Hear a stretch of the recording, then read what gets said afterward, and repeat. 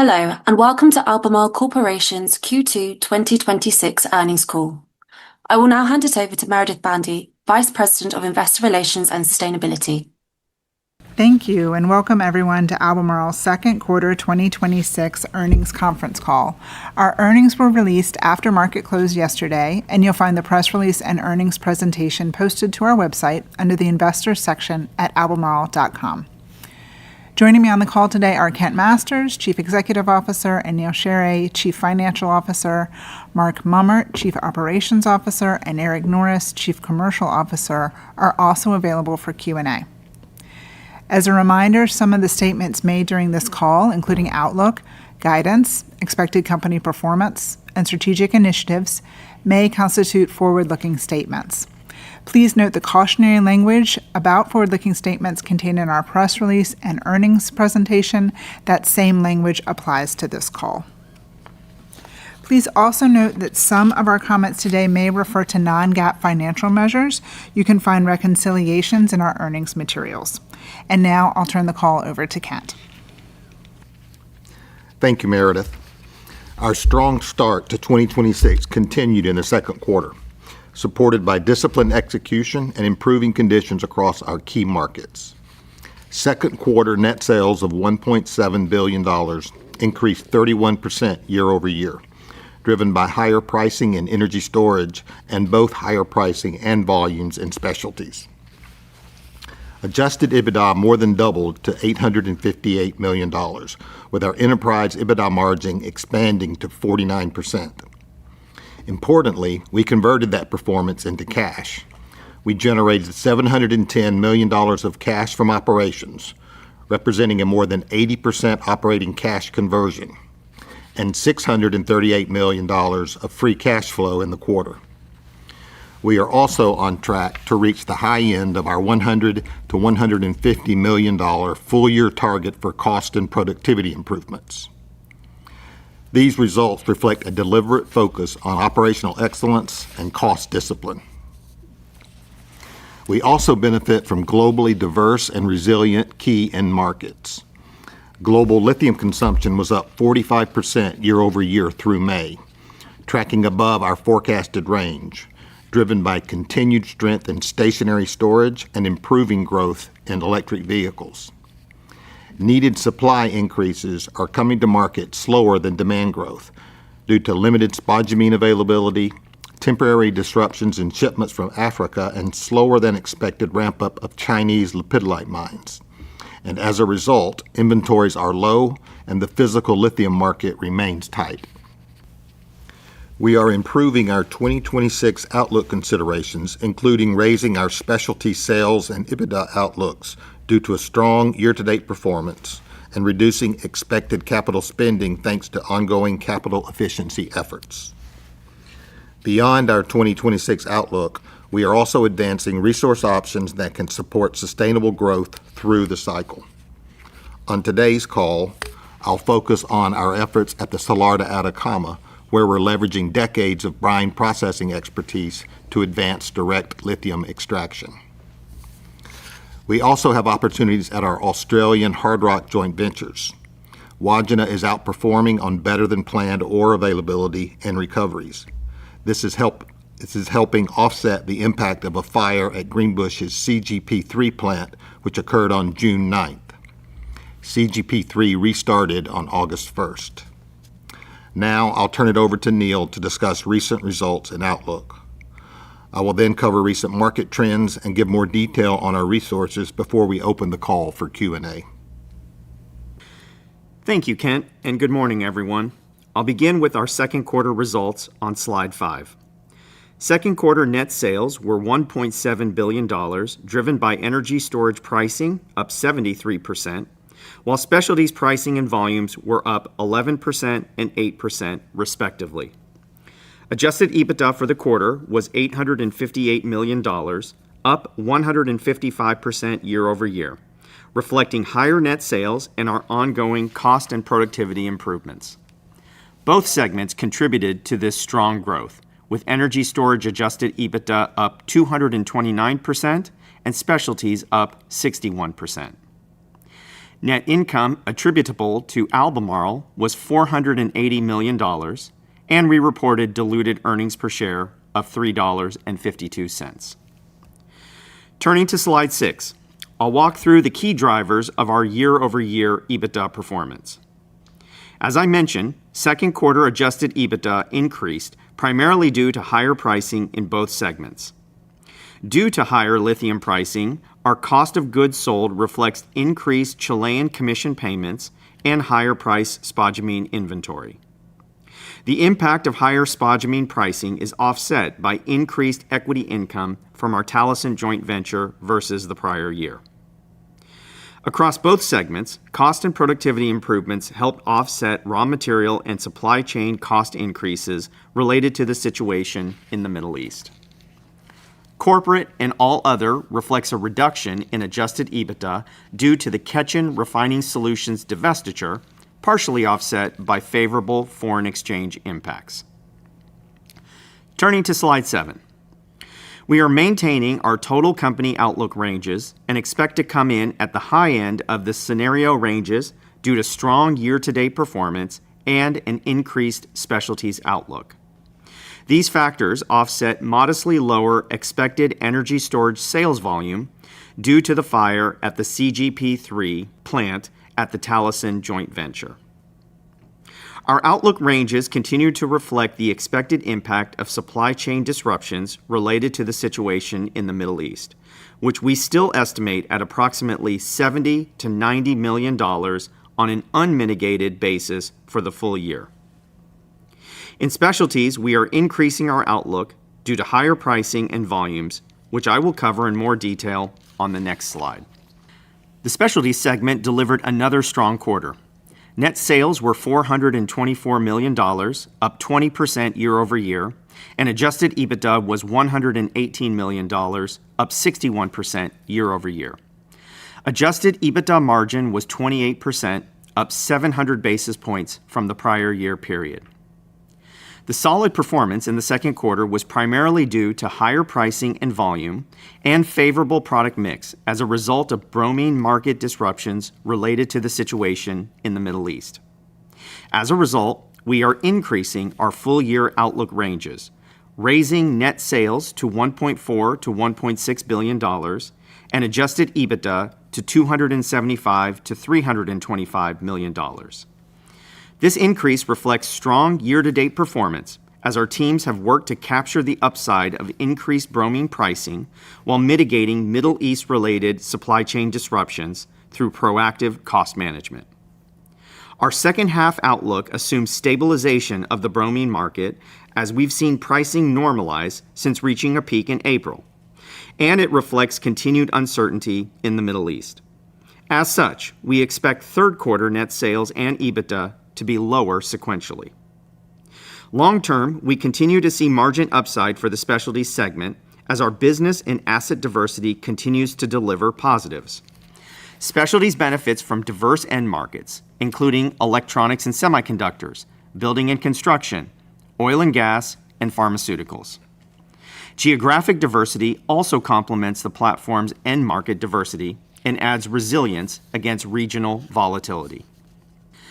Turning to energy storage on slide 9. Net sales increased 78% year over year and adjusted EBITDA increased 229%, both driven by higher pricing.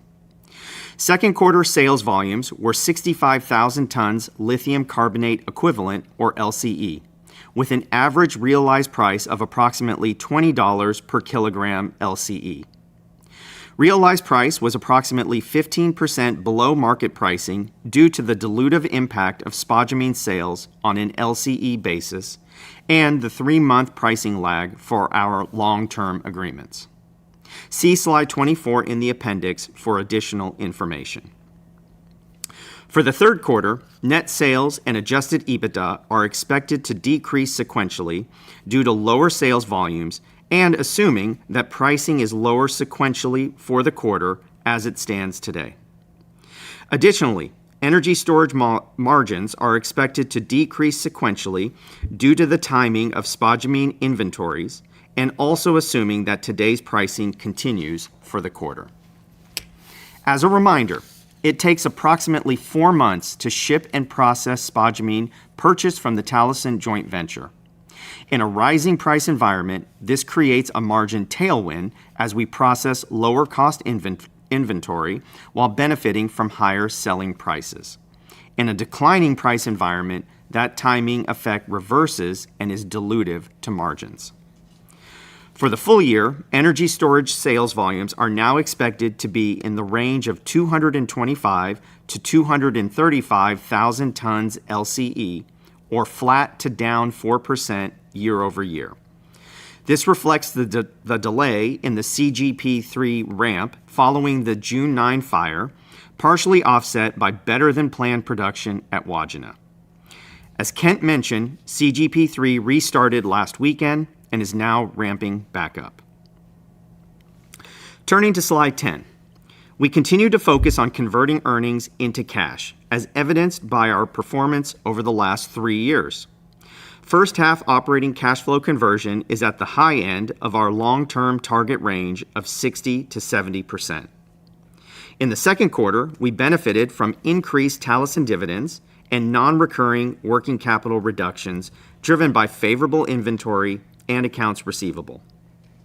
On a full year basis, we still expect cash flow to be impacted by $87.5 million of deferred revenue related to our 2025 customer prepayment, which benefits EBITDA but does not contribute cash, and approximately $100 million of spend related to idling Kemerton Train 1.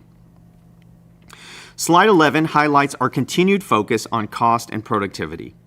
Thus far, we have achieved approximately $100 million of run rate savings year to date. This performance puts us on track to reach the high end of our $100 to $150 million full year target.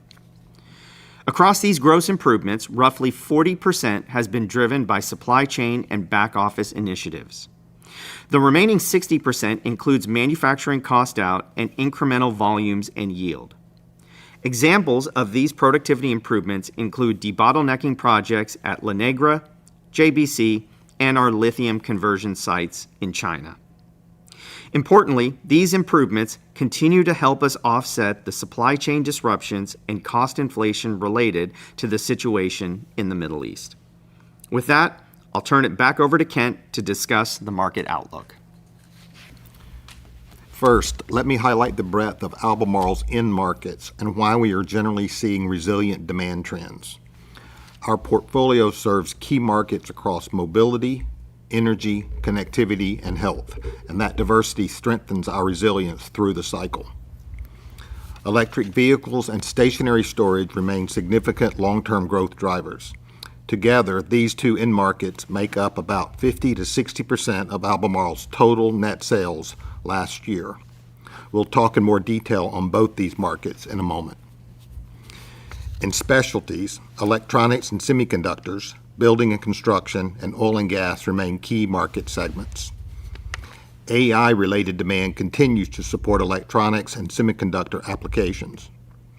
In oil and gas, clear brine fluid demand has remained stable in the Middle East, while geopolitical uncertainty has incentivized demand in other regions, such as the Americas and Europe. We can serve all these geographies from our global asset network, creating resilience in volatile environments like we face today. Let's now turn to a deeper dive into EV and stationary storage markets. Turning to slide 13, lithium demand is up 45% through May, primarily driven by continued strength in stationary storage. We are increasing our 2026 and 2030 stationary storage forecast ranges due to that strong demand. We now expect stationary storage battery production of 900 to 1,100 gigawatt hours in 2026, up 11%, or 100 gigawatt hours from our prior forecast. We are also raising the low end of our 2030 stationary storage range to between 1,500 and 2,000 gigawatt hours, up approximately 9% from our prior forecast. As a result of this change, we are also raising the low end of our 2030 forecast for total lithium demand by 100,000 tons. Lithium demand growth continues to outstrip supply growth. As a result, we exited the second quarter near record lows in terms of days of lithium salts inventory. Based on mass balance calculations, we also estimate spodumene inventories are at near historic lows, and some conversion sites in China have reportedly shut down or reduced production due to the lack of spodumene availability. Lithium demand continues to diversify by application and geography as stationary storage gains share. Slide 14 highlights the strength of stationary storage demand. Global stationary storage production has nearly doubled year over year, with broad support across most geographic regions. Long-term demand remains supported by multiple secular trends. First, global electricity demand growth is accelerating, led by urbanization, AI and data centers, and EVs. With grid upgrades taking multiple years, stationary storage is the fastest and most cost-effective way to support grid reliability. Also, policy support in regions like China, Europe, and Australia improves project economics for stationary storage and renewables. We now expect stationary storage to make up about 30% of 2026 global lithium market demand, nearing parity with light-duty EVs. Turning to slide 15, year-to-date, global EV sales are up 10% year over year. EV sales growth inflected in the second quarter, up 16% versus prior year. European EV demand remains strong, up 31% year-to-date, driven by policy support in key markets like the UK, Germany, France, and others. Europe also benefits from increased model availability and affordability as Chinese OEMs have increased exports and domestic production for the region. In China, growing EV exports and larger battery sizes have helped offset weaker domestic EV unit sales. The rest of the world was the fastest growing region in the first half, up 90% year over year, and has overtaken North America as the third largest market, led by growth in Brazil, Australia, India, and South Korea. Turning to slide 16 for an update on our Australian joint ventures. As previously mentioned, Greenbushes' CGP3 plant restarted on August 1st. We had previously expected the plant to reach full run rate by year-end. Prior to this incident, the plant was ramping ahead of schedule. However, to ensure adequate contingency for our downstream operations, we've assumed CGP3 reaches full run rate in the first quarter of 2027. Greenbushes is in the middle of a multi-year transformation. Mine optimization studies are progressing well, and we anticipate operational improvements and further brownfield expansion projects. Our primary focus remains on operating the mine safely, and we have good alignment with all partners towards that goal. At Wodgina, operations are performing well, supported by better-than-planned ore availability and recoveries. All three processing trains are now operating. Ore quality is expected to remain consistent next quarter before improving later this year as the availability of clean ore increases. As we have highlighted before, these hard rock assets are an important part of our long-term resource position and provide near-term brownfield growth opportunities. Moving to slide 17, Albemarle has decades of brine processing expertise at Magnolia and Silver Peak in the United States, the Salar de Atacama and La Negra in Chile, and JBC in Jordan. That foundational experience informs how we are advancing DLE technology at the Salar de Atacama. Our dedicated team of scientists, engineers, and operators have a deep understanding of DLE fundamentals based on more than 10 years of research and innovation. Over that time, we've evaluated dozens of DLE technologies, including both proprietary and third-party solutions. Our highest and best opportunity to leverage DLE is in the Salar de Atacama based on the large scale and high grade of that world-class asset. At the Salar, we have progressed from scientific research and lab-scale work to pilot validation and integrated pilot testing. In March of 2026, we submitted an environmental assessment permit for a DLE project at the Salar de Atacama. Our phased approach to DLE is intended to support future growth and sustainability while leveraging Albemarle's existing infrastructure and process chemistry expertise. We intend to advance this project prudently, subject to regulatory approvals, community consultation, and technology validation. On slide 18, we show our phased DLE concept at the Salar de Atacama. Our current environmental permit submission seeks authorization for up to 6 trains. The planned investment will start with 1 train as we prove the technology at a commercial scale. Under this scenario, lithium-rich brine would be extracted from the salar through pumping wells and sent in parallel to the existing evaporation ponds and the proposed DLE plant. The concentrated lithium solution from the DLE plant would be combined in the final solar evaporation ponds and further concentrated before being converted at La Negra into battery-grade lithium carbonate. Our proposed DLE plant does not use solvent extraction, meaning that we retain the option to reincorporate the lithium-depleted brine back into the salar through dedicated wells. The Atacama Integrated Pilot Plant has operated for more than a year. Our over 3,000 operating hours, giving us valuable data and confidence in our process design and scale-up capability. Recoveries are critical to efficiency and sustainability, particularly in brine deposits. This is something we've worked on for years. A conventional pond system recovers about 30 to 40% of the lithium in extracted brine. With Albemarle's Salar Yield Improvement technology, we've been able to increase recoveries to 50 to 60%. Our DLE pilot plant has demonstrated recoveries of over 90%, allowing us to extract more lithium with a smaller footprint and more fully utilize this world-class resource. Our team is also focused on minimizing water footprint in Chile. Approximately 85% of processed water is recycled at the current DLE pilot plant. Our DLE project is consistent with our broader strategy. Leverage our world-class resources, technical expertise, and existing infrastructure to create durable, long-term value while improving sustainability outcomes.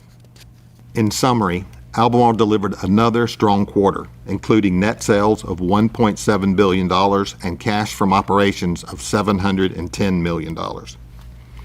We are improving our 2026 outlook considerations by increasing specialties outlook, optimizing capital expenditure spend, and tracking toward the high end of our cost and productivity target.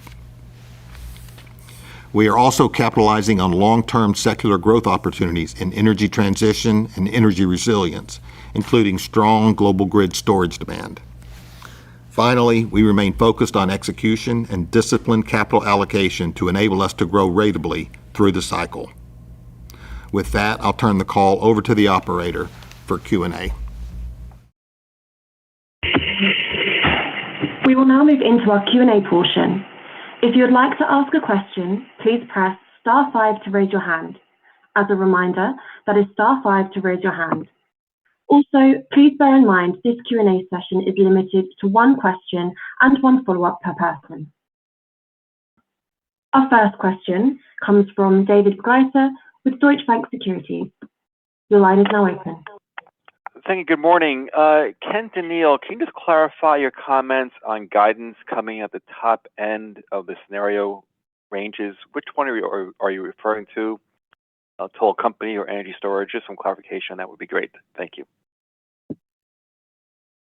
Good morning, David. This is Neil. It's really both, and maybe I can clarify that a little bit. So we were referring to the $20 per kg LCE scenario, and actually, there's a couple of reasons why we say that we're towards the top end. First of all, if you look at market pricing so far this year in the first half of the year, it has trended actually on average a little bit higher than $20. So naturally that pushes us towards the higher end of the $20 range. Then in addition to that, obviously we've had a little bit better volume performance in the first half of the year. We've been working on our cost and productivity improvements, and at least at an enterprise level, you had the very strong performance from specialties, particularly in the second quarter. So for all of those reasons, at an enterprise level, if pricing had been at that $20, we would be towards the upper end of that range in the first half of the year, and then the same would be true for the energy storage segment as well. Very helpful. And Kent, just on potential government funding for lithium, there's been increasing talk about the government focused on critical mineral supply chain and shoring that up in the U.S. Can you talk about where you stand on those discussions? Thank you. Okay, so look, there has been a lot of talk about it and discussions, and we've talked to the government quite a bit. So we've been involved in that process for quite some time. I don't have anything to tell you about today that involves that. So, but it continues around critical minerals. Lithium's probably not the highest priority across all those critical minerals, and you probably see that from the projects that they've announced. But we have conversations, we're talking to them, but we have nothing to tell you about today. Thank you. Our next question comes from Patrick Cunningham with Citi. Your line is now open. Hi, good morning. This is Rachel for Patrick. So you've noted lithium demand is accelerating higher than expectations and growing faster than supply. So curious to hear kind of your latest thoughts on the supply side of the equation and if the market requires higher pricing levels to support new investments. Okay, so you said, you kind of said it. So demand is a little stronger than we were anticipating. It is strong. EVs were weak in the first quarter, but they kind of trended back in the second quarter. And then energy storage demand is kind of off the charts. And so with EVs coming back, there is strong demand. Supply is a little behind that. So when we look out, say, for the year, there is supply coming on, and you always need that supply to come on because this market is growing. It's behind demand. So that's probably why you see inventories getting down to levels which we haven't seen for a while. So the inventory, so the physical market is very tight. And then you'll see, there are projects on the board. We expect investments to come. You need that to keep up with supply. And then your question about is pricing driving that? We're in a range where good projects people will invest in good projects, and more speculative projects probably not. So it's not a bad place from a pricing perspective. I don't think it's driving projects that weren't planned, and it's not taking projects that were planned off the books. So it's not a bad place to be. Got it. Thank you so much for that. And you've raised both the 2026 and 2030 stationary storage demand forecast. So curious to hear if anything changed specifically in your customer discussions or project pipeline visibility to give you the confidence to increase the longer term outlook. Thank you. Yeah, I think it's just the confidence that we see in the projects that are happening, the supply chain that's getting built out, and all the activity. Eric, maybe you want to talk about any specific customer discussions that give us more confidence? Well, most of the chemistry in question that we're talking about that's driving our demand is iron phosphate chemistry comes out of China. So our customer discussions there indicate a market that is tight and struggling to keep up with installation demand. Installations are exceeding actual battery production. We can track sort of about a 1-year lag between when lithium is sold and when it goes into an installation. And the latter, the installation number that's been announced, is larger than what's being produced today. And that drives a healthy market. And we're seeing that in our customer base in China right now.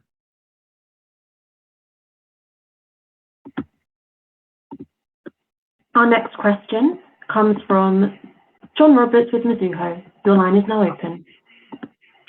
Thank you. Could you talk a little bit about the constrained supply out of both Africa and China lepidolite? How long would you expect that to last? Yeah, so that's been a story over the last year, I would say, and it's starting to move. So you see that starting to move, and that'll go into the back half of the year of a bit of additional supply. I think it's a little different. Africa's moving a little faster. Lepidolite, I think we've seen one mine come back on and start to ramp up. So that will add capacity. But as we said, the market's pretty tight. Inventories are low. We kind of need that capacity.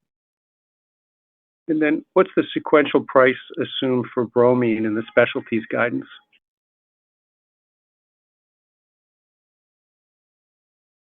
Hi there, John. This is Neil. So look, it's hard to give you a specific price on bromine in for the third quarter, mainly because, as we've shown you before, there is a bromine index in China, but only about a third of our volume tracks that bromine index.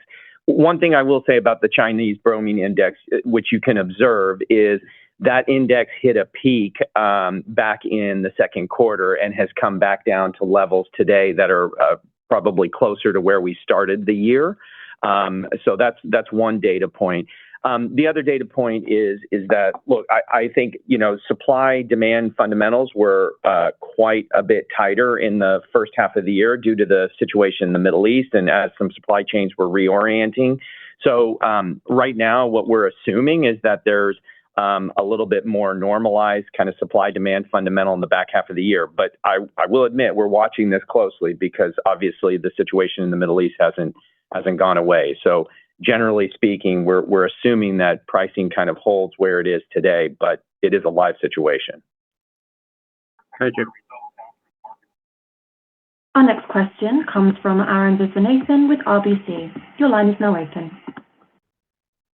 Great, thanks for taking my question. Hope you guys are well. I guess first off, just wanted to ask about the volume picture. So maybe we should get some initial expectations for volume for next year. I guess you will be facing maybe some limitations this year, just given the fire, but then that could be offset by Wodgina extra production. So do you expect to grow volumes next year and maybe kind of in the low single-digit range, or how should we think about how volumes evolve from here for energy storage?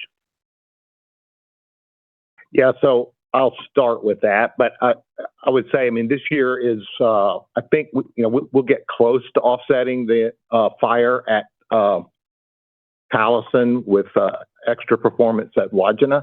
So we were kind of tight there. We kind of pulled back on our volume estimates a little bit, but we think we can cover that for the most part. And that'll make us kind of flat year over year just because of our capacity. We will have growth into next year as CGP3 ramps. So we won't get the full year of it probably next year. I mean, close. And we're saying we get close to full production in the first quarter. Then you'd see that annualizing as we go forward. So we'll have room for growth next year.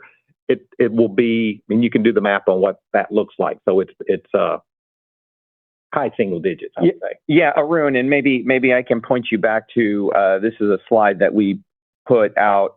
Gosh, I think it might have been 2 quarters ago. So I don't expect you to remember this, but if you follow our 15% CAGR volume growth that we've said we're doing from 22 to 27, that would put 2027 in the range of 240 to 260,000 tons LCE. And I would say now that CGP3 is back and ramping back up, we're back on that trajectory. So that's maybe a way to think about 2027.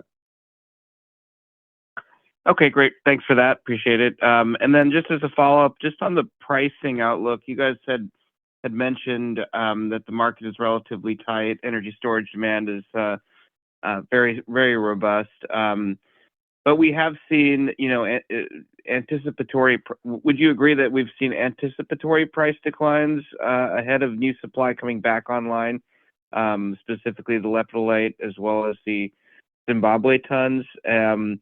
Do you expect that decline, the recent price declines, to kind of plateau and moderate as you go into the second half, or do you see continued price declines possible, especially given the low inventory levels that you mentioned? So why have prices, I guess, been going down, and do you expect that to stop? Thanks. Yeah, so we're not going to tell you what we think the price is in the quarter. So we've not been very good at predicting that. But it's a very speculative market, driven by traders in China for the most part. With the inventories tight, the demand that we've seen, you do have forecasting volumes coming back on, but again, with the growth rates we see, we need that. Otherwise, you're going to get into a more difficult problem. But price, it was up, it has come back, but it's kind of, I'd say, consolidating right around the price where it is right now, which is around $20 or so. Which is that's not a bad price, as we've talked about. So can't speculate as to what it's going to do. It's very heavily driven by trading and someone's view of volumes coming on. We do see those volumes coming on, but we need that with the growth rate, with the 45% growth. You're going to have supply coming on, or it's going to get very, very tight. Thanks. Our next question comes from Lawrence Alexander with Jefferies. Your line is now open. So, given your progress with the DLE at the Atacama, can you give your perspective on the attractiveness or not of projects elsewhere in Chile?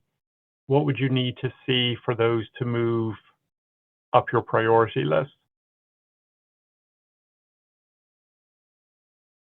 Well, I would look. DLE, we've done a lot of work over time, and we've kind of prioritized the Salar de Atacama for that. So that's our focus. We still got technology development work to do, but we feel pretty good about it, enough that we've submitted the permit and we've kind of built a plan around that. So I think I want to execute on that project first and then see where that goes against other resources in Chile or in other places in South America or wherever. I think we're getting more confidence in DLE and brine resources, but we want to execute against the project in the Salar de Atacama, and then we'll be able to talk about that. Thank you. Our next question comes from Joel Jackson with BMO. Your line is now open. Hi, good morning. Thanks for getting the question. It's Evan on for Joel. Your cash buildup has been quite large recently, and some of your peers have announced restarts and project go-aheads. When would we expect you to go ahead with some of your brownfield projects, or short of that, how does the company want to use your extra cash? Okay, so let me start with with projects. So, I mean, we're executing against that now. So you see CGP3, we would consider that one of those. It's online now and ramping up after we had some issues there. And then the other projects, we have not gone through an FID. We've not agreed those projects with our partners either. But there's potential for doing projects both in Wodgina and at Talison additional. But we need to ramp CGP3 before we take that on. Again, we'll have to agree with our partners and get to FID. So it's going to take us a little bit of time, but that would be our next phase of growth. And then further out is the Salar de Atacama project that we're talking about, another. And then we have Kings Mountain. And then further out, we have Antofalla. And those are all resources we own. So there's potential there could be other resources that become available.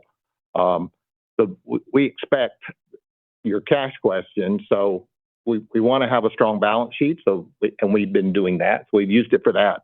These growth projects are a big opportunity for us to invest. And we think, given brownfield nature in jurisdictions that we know, with partners that we know, with technology that we know, we feel that those are low risk, good return projects. But that said, we're always evaluating projects against all alternatives for the use of capital. And we do that every time we look at a big investment. Great, thanks. And would you mind providing an update on the ramp of CGP3? Just any color you could give on the re-ramp. Thank you. Well, it's been up back on about 5 days now, and it's operating at reduced rates, but it's operating, I think, reasonably well as what we would have expected to be 5 days in from a restart. Thank you. Our next question comes from Vincent Andrews with Morgan Stanley. Your line is now open. Thank you, and good morning, everyone. Excuse me, Neil, can I ask you on specialties, just to give us a little bit of help bridging things into 27, sort of all else equal?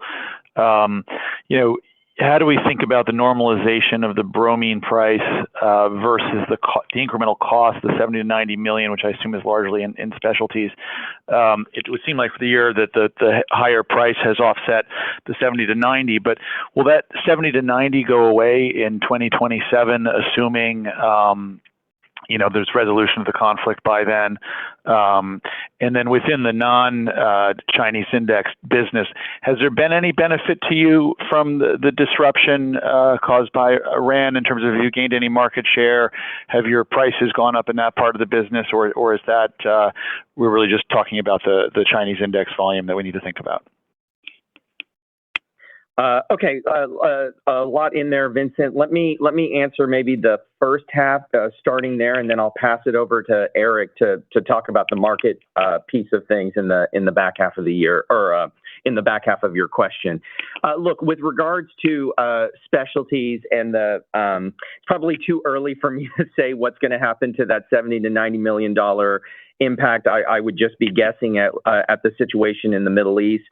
Obviously, if things resolve there, certainly we would hope that some of that cost escalation would go away, or some of those supply chains will get back to kind of a normal position. So that would be helpful to us.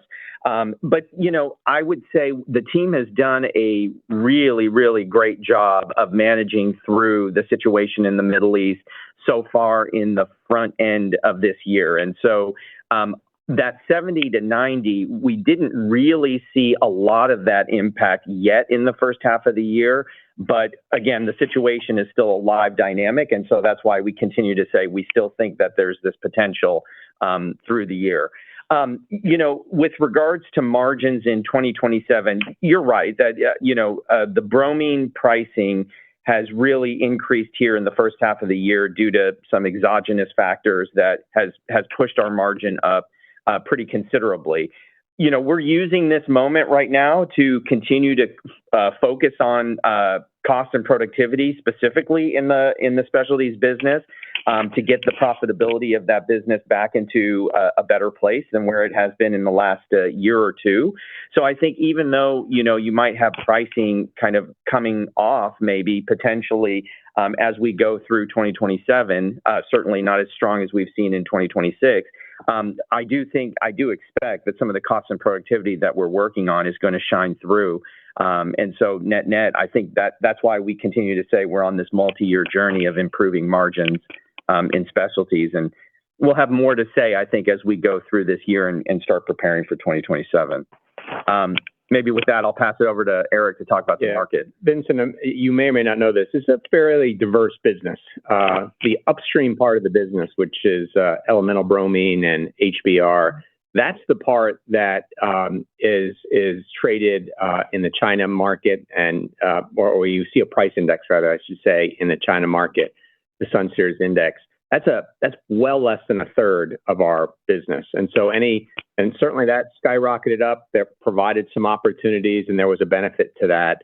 But the vast majority of our business is downstream. It's the derivatives we sell downstream, and those have localized to their markets pricing dynamics. In some cases, limited competition where we have a differentiation play, and in other cases, a regional play where we have a regional ability to supply that others can't, particularly in a volatile market. We're able to take advantage of that, both from a volumetric basis and in a few cases price-based. But the balloon, if you will, the pricing you're referring to is a pretty isolated part of our cost structure. The other thing we do across this business is goes to the 70 to 90. It's a second pricing mechanism. It's the pass-through of higher raw material costs. That obviously ebbs and flows with what those raw material costs will do over a period of time. That's separate and apart from what you saw in the upstream part of the business in China. Don't know if that helps, but I think it's a more diverse business. And as we go forward, I just want to emphasize, we are looking at how we significantly improve the productivity and costs in this business and optimize some of those profitabilities in what is a pretty complex downstream set of derivatives, with some good opportunities to do that that we expect to frame a more improved profitability going forward. Independent. Thank you for all the detail. Very helpful. Very helpful. I'll pass it along. Thank you. Our next question comes from Joshua D. Spector with UBS. Your line is now open. Yeah, hi, good morning. I was wondering if you could share some of your thoughts around some of the China battery tax breaks, on how that might impact lithium demand, if at all, and if that has any ability on an ability to pay for lithium into that market. Just curious how you'd see that play out. I'm sorry. Could you repeat the question again? I'm sorry. It was with regard to China. Could you repeat it?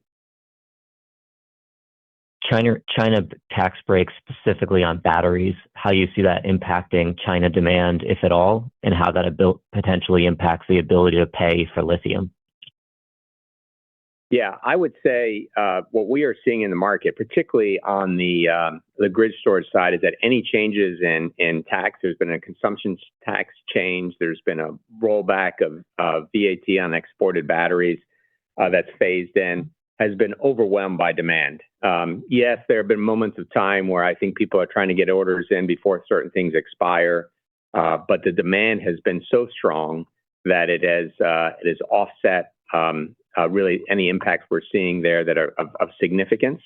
And that's on the stationary storage side.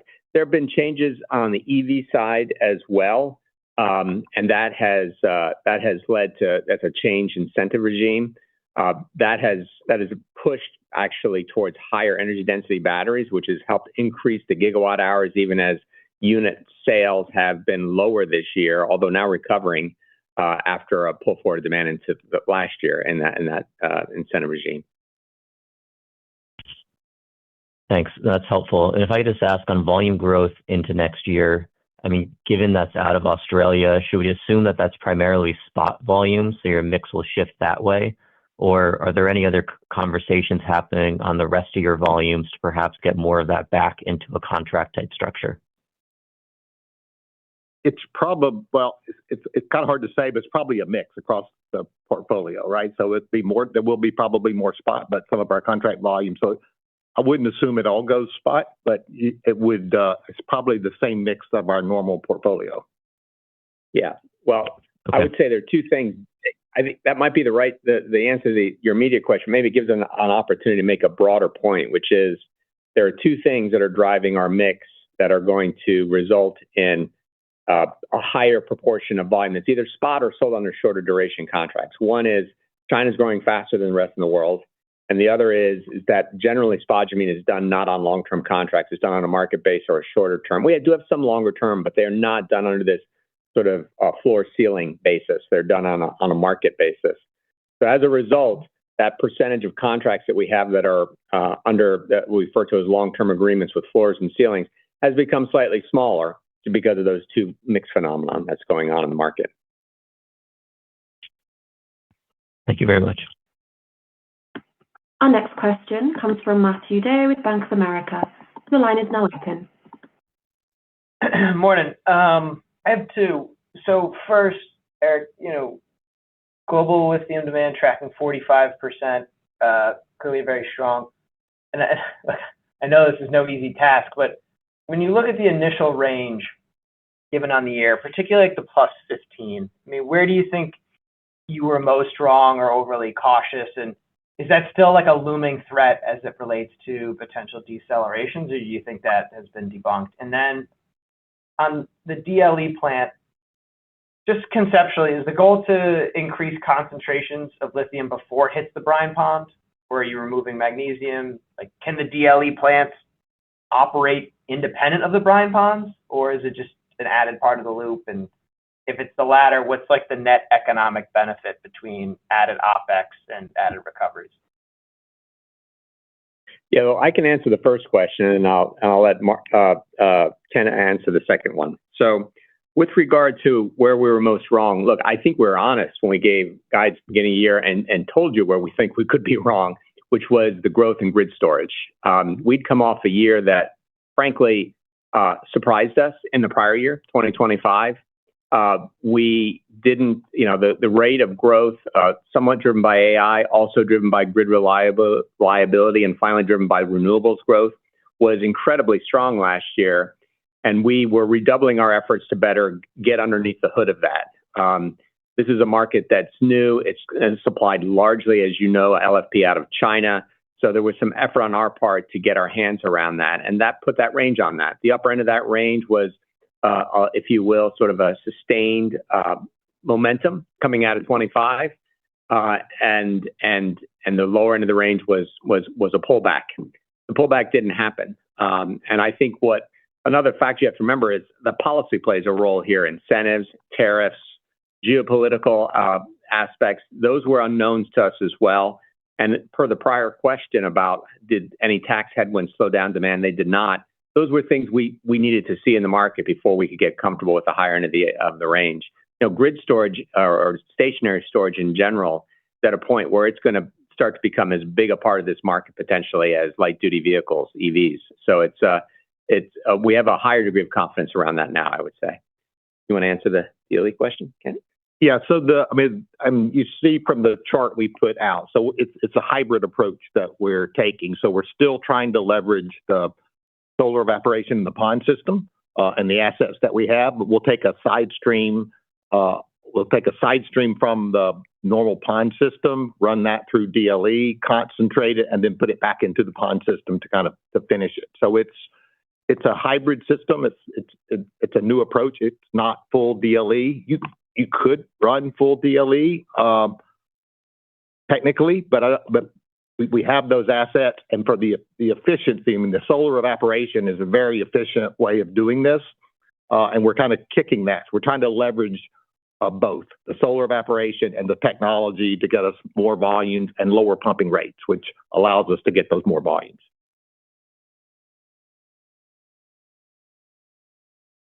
Our next question comes from Kevin McCarthy with Vertical Research Partners. Your line is now open. Yes, good morning. Thank you very much. My first question is on inventories. Can you provide an update on where your own inventories are on a unit basis relative to what you would consider to be optimal? And then externally, would welcome any thoughts that you have on inventory levels throughout the supply chain. Yeah, good morning, Kevin. This is Neil. I'll start on the first part, and then I'll pass it over to Eric to talk about what he's seeing in the overall supply chain. Look, our inventories, we certainly ended the quarter lower than normal. You probably have done the calculation. We around our working capital. We tend to think about our working capital running at about 25% of sales, but we ended the second quarter more like 19% of sales. And a good bit of that is because we ran into our inventory, or we consumed some of our inventory in the quarter.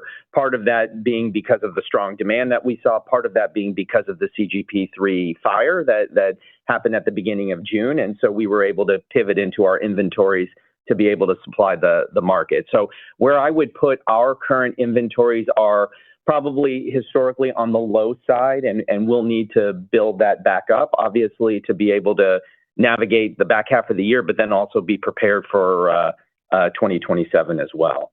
Maybe I'll pass it over to Eric then to talk about the market inventories.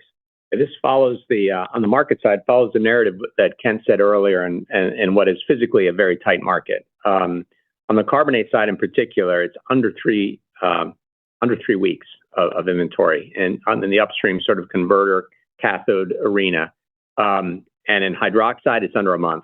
Those are levels that at a month we would for either of those we would have declared it a tight market. Now we're under that, so it's an illustration of a market that is quite tight at the moment. As you move downstream, we have indication. This is a little more opaque, but our take would be that battery inventories are also not that high either.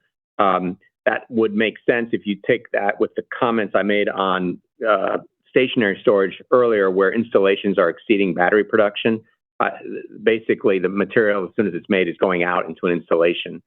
And similarly, while EVs has been weak, the main part of this market now, is particularly out of China, is becoming the LFP market, and that's being driven by this very much by the stationary storage dynamic. So net at a very tight market. It's very helpful, and maybe a good segue to my second question, Eric, on energy storage. I appreciate the detail you set forth on slides 13 and 14. If I did my math correctly, the new 2030 range after the doubling, let's say this year, it implies, I don't know, a mid-teens sort of a CAGR, which, strikes me as relatively conservative. Just curious as to, what kind of visibility or how conservative, you think that medium to long-term glide path is on the energy storage side. Look, I mean, I'll pair your question with an earlier question, Kevin, that focused on how we were cautious at the beginning of this year. I think we've gotten to a point where we're confident, we've gotten more comfortable with our demand projections for this market in the next couple of years. As to the next 5 years, I think we're going to have to spend more time working on that. This is a market that the trend's favorable in that the market has proven stronger than we thought throughout. I don't know that that's going to be the case for sure. This is our best estimate at the moment. Thanks very much. Our next question comes from Chris Parkinson with Wolfe Research. Your line is now open. Great, thanks. This is Harris Fine on for Chris. Just with the EBITDA bridge on slide 6, it looks like COGS were, about a $150 million headwind, and that includes the spodumene price flow through, the Chilean royalties, and the productivity. Are you able to parse out those 3 components? And how should we be thinking about the quantum of the sequential spodumene inventory impact into the second half? Thanks. Yeah, look, I won't give you exact numbers around what drove COGS around all 3 of those items, but you can imagine that the spodumene lag or the spodumene inventory impact is the largest portion of the COGS driver. That usually is the case for us. In terms of how to think about maybe the spodumene cost lag as you go into the third quarter.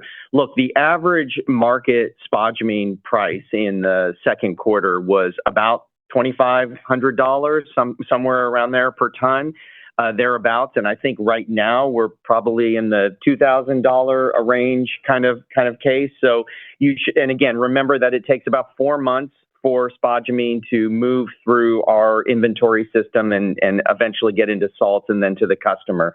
So, take all of that into consideration that you will see this higher price spodumene rolling through our income statement in the third quarter. And that's just naturally because of where market prices were in the second quarter.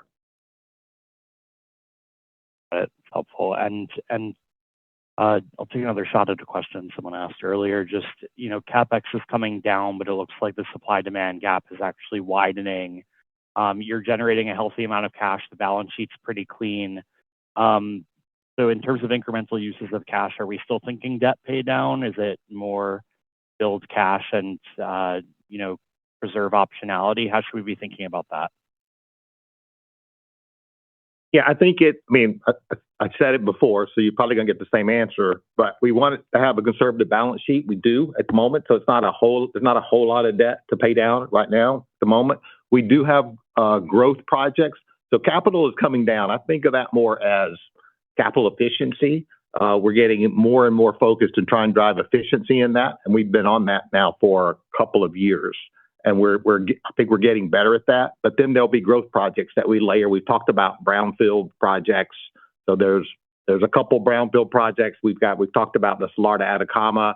About Kings Mountain. So we have a portfolio of growth projects in the queue. We've just not really kicked off any of those at the moment. So we're not spending heavily against that. But we do have good growth projects. Again, as I said before, in jurisdictions we know, in technology we know, and with partners that we know. So we feel pretty good about those projects going forward. So that's going to be where you see our focus. But again, we'll compare that against everything else, all the other alternatives, including our own shares. So we always look at that when we do a big investment, but that doesn't change.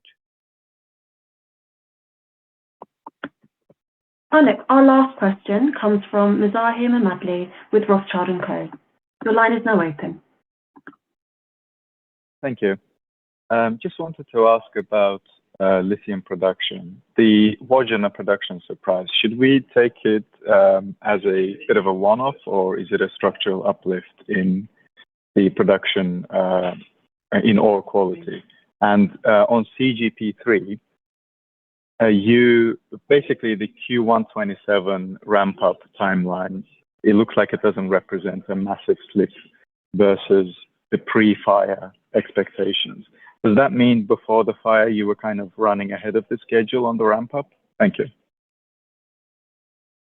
Yeah, so, okay, Greenbushes first. You may have to remind me of the other question, but we were running a little bit ahead, and now this is our risk-adjusted view of that. So it's basically, we just slipped the schedule from where we were by the outage. So the outage period, we've kind of shifted to that. That gets us to the first quarter. As we said, we've been up 5 days now. The restart, all that's going well. We're running at reduced rates, so we're back on a ramp schedule, and that's our best guess, is that first quarter. That's kind of all I can say. And sorry, can you remind me of Wodgina? Yeah, look, we were working toward better ore, and so that was in the plan. We just got there a little sooner. We're a little bit more efficient in getting there. We still got to work through some of that, and we expect later to get even better quality ore. So it was the plan. We got there a little early, and it's fortunate that it was at a time when it offset the fire at Greenbushes. All right, thank you. And maybe if I could get your view on the supply-demand balance, specifically, what's your thinking of the impact of production restarts, projects such as Bald Hill that has been restarted recently? Do you think that's enough to make a dent in the supply-demand balance? So look, you see that you've got 45% growth, right, in demand. So you need some supply to keep up with it. So what we see right now, we're behind that curve at this part of the year, which is why I think you see inventories being tight. Some of those coming on, lepidolite, the African stuff will make a bit of a dent in that, but you need 45% to stand still, and it's hard to see getting 45%. Thank you. That's all the time we have for questions. I will now pass it back to Kent Masters for closing remarks. Thank you, operator. And thank you, everyone, for joining us today. Let me leave you with this. We continue to execute with discipline. Our end markets are strong, growing, and increasingly diverse. And we are progressing growth options focused on our world-class, low-cost resources. We remain focused on operational excellence, disciplined capital allocation, and the durable competitive strength that set Albemarle apart. I look forward to sharing more milestones and successes with you in the coming quarters. Thank you. This concludes today's conference call. Thank you for your participation. You may now disconnect.